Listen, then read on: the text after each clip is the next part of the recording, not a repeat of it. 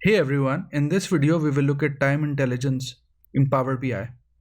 So I've downloaded some sales data from Kaggle and I'll leave a link to this one in the video notes.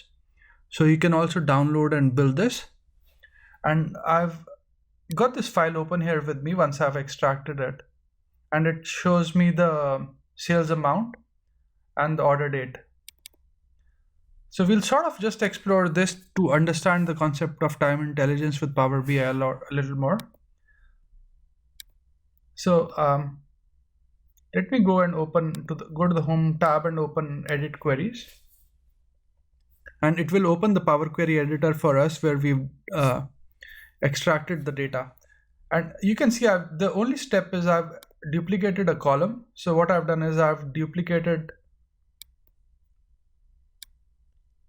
So I've created a copy of order date column, and the next step I've basically just done is I've renamed it to order date 1.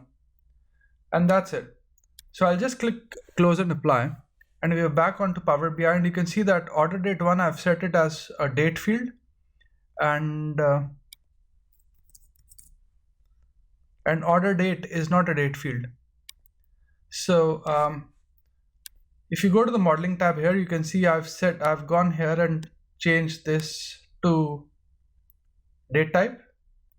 And similarly, if you go to order date, this is a text.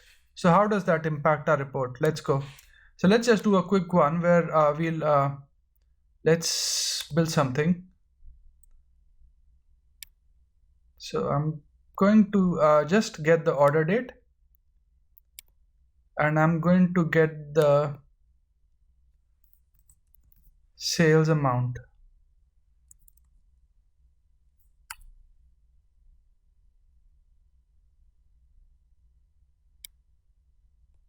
So it's just sales. So I'll grab that and put it in the values.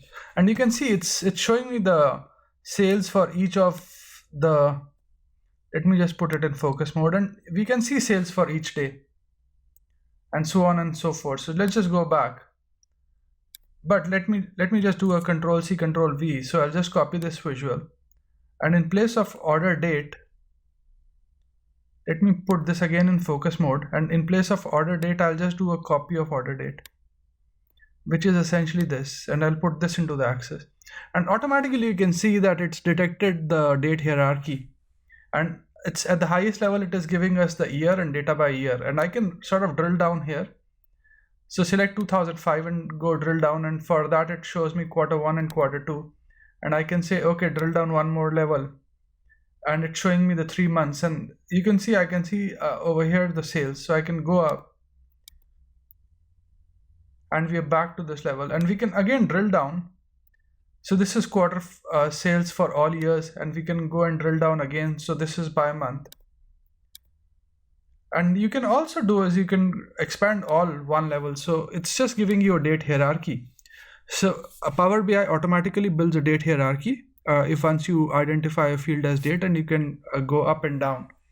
So that's one. And so that's a really powerful feature if you want to traverse the date hierarchy to set your column as a date, and then you can traverse it as a date hierarchy. So that's one which is very useful and helps when you, so that's one benefit of using time intelligence.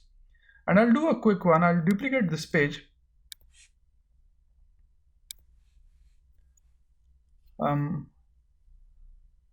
Or let me just convert this to a table first.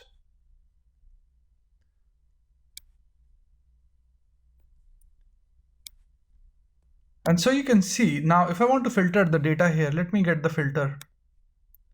And if I select the order date and put it into the filter, you can see it is giving me, like, I can select one value and filter the data out.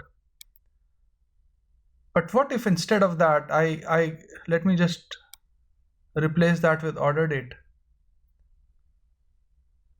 And you can see this filter, I can say between, and this option doesn't exist if it is a text field, and I can reduce, and the data will get impacted accordingly. So you can see there are multiple benefits of using a date field as a date field, and that's the embedded time intelligence which comes with Power BI. I hope you find this video useful, and thanks for watching this video. I will save a copy of this Power BI file on GitHub and share the link to this file, and you can download this file as well if you wish. I hope you find this video useful, and thanks for watching this video. Yeah, please subscribe to my channel if you enjoy what I'm doing. Cheers.